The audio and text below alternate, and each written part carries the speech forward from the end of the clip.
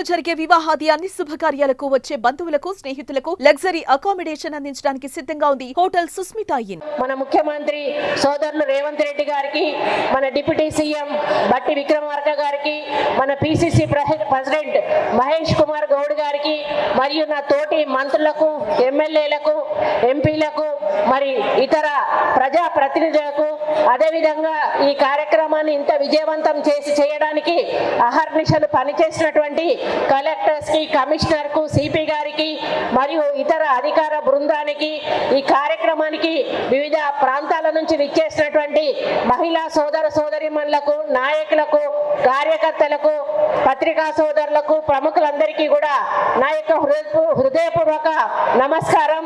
మరి ఈరోజు నాకు ఏం మాట్లాడాలో అర్థం కావడం లేదు.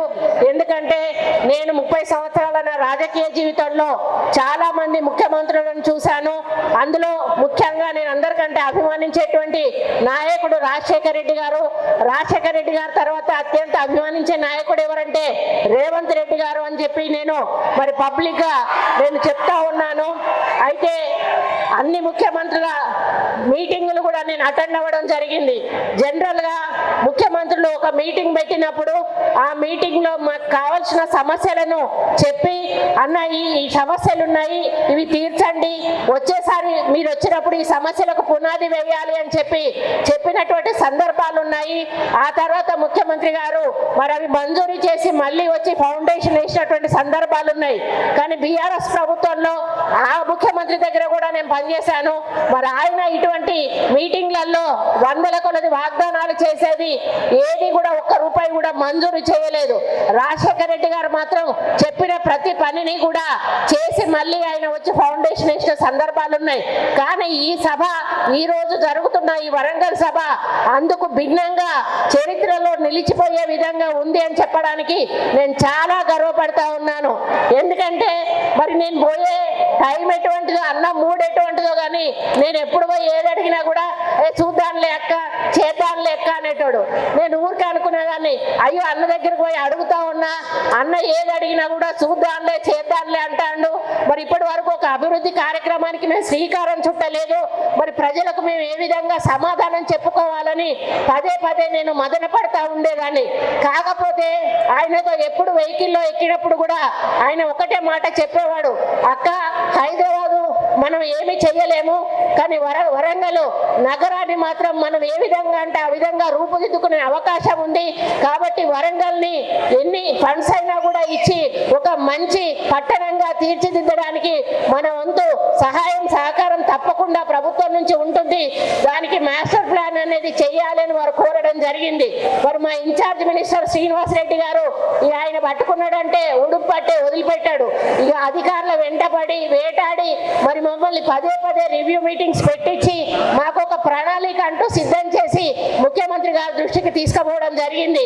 మరి ముఖ్యమంత్రి 19వ తారీఖు వస్తున్నారు అంటే జనరల్ గా ఏదో మహిళలకు సంబంధించిన మీటింగ్ పెట్టి వెళ్ళిపోతారేమో అని నేను అనుకున్నాను. కానీ గత వారం రోజుల నుంచి సెక్రటేరియట్ లో జరిగిన హడావిడి అంతా ఇంత కాదు అని చెప్పక తప్పదు. అన్ని డిపార్ట్మెంట్స్ కూడా అలర్ట్ అయిపోయాయి.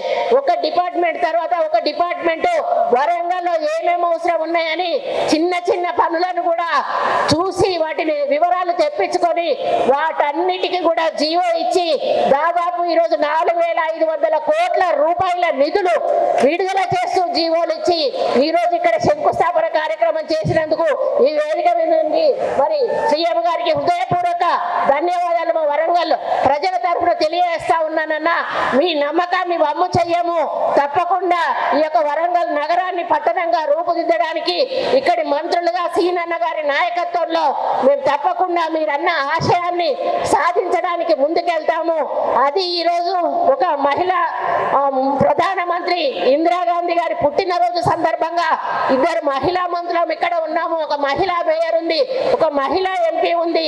ఈరోజు మహిళా శక్తిని ఇక్కడికి తీసుకు తీసుకొచ్చి వీళ్ళందరి ముందట మాకు ఈ వరాల జల్లు కులిపించినందుకు మీకు ఎల్లవేళలా కూడా రుణపడి ఉంటామని ఈ సందర్భంగా మేము విజ్ఞప్తి చేస్తూ మరి తప్పకుండా ఈ వరంగల్ నగర అభివృద్ధికి, ఎందుకంటే ఎయిర్పోర్ట్ అనేది దశాబ్దాల కళ, ఎయిర్పోర్ట్ కళను ఎవరు కూడా సహకారం చేయలేకపోయారు. అది ఈరోజు మన రేవంత్ రెడ్డి అన్న వల్ల అవుతుంది. రేపు మనకి ఎయిర్పోర్ట్ వస్తే మనకు కంపెనీలు వస్తాయి, ఇండస్ట్రీస్ వస్తాయి. ఇటు కరీంనగర్ సైడ్ కానీ, ఇటు ఖమ్మం సైడ్ కానీ, ఇటు హైదరాబాద్ సైడ్ కానీ విపరీతమైనటువంటి మనకి ఇండస్ట్రీస్ వచ్చినప్పుడు మన పిల్లలకు ఉద్యోగాలు వస్తాయి, మనం ఆర్థికంగా బాగుపడతాము.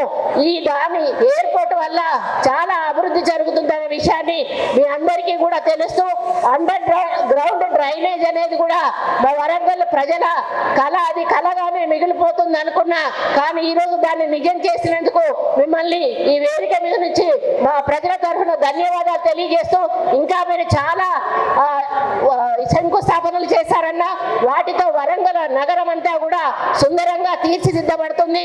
వాటన్నిటిని కూడా దగ్గరుండి నాణ్యమైన పనులతో అవినీతి జరగకుండా ముందుకు తీసుకుపోయే విధంగా అధికారులతో మేము కమ్యూనికేట్ చేసుకొని మా ఇన్ఛార్జ్ మినిస్టర్ గారి నాయకత్వంలో తీసుకెళ్తామని తెలియజేసుకుంటూ, ఇదే ఆదరణ, ఇదే ఆప్యాయత, ఇదే ప్రేమ మా మీద ఎప్పుడూ ఉండాలని, మమ్మల్ని ఆశీర్వదిస్తూనే ఉండాలని కోరుకుంటూ, మళ్ళీ మీకు మరి నిధులు విడుదల చేసేందుకు మా బట్టెనకు పాపం బట్టెన వెనకాల పడతా ఉంటా, అన్న ఒక రూపాయి కూడా ఇవ్వాలి. పాపం బట్టెన కూడా ఈరోజు 4,500 కోట్ల రూపాయలు విడుదల చేసినందుకు వారికి కూడా వేదిక మీద నుంచి ప్రత్యేక ధన్యవాదాలు తెలియజేస్తూ మరి సెలవు తీసుకుంటా ఉన్నాను. జై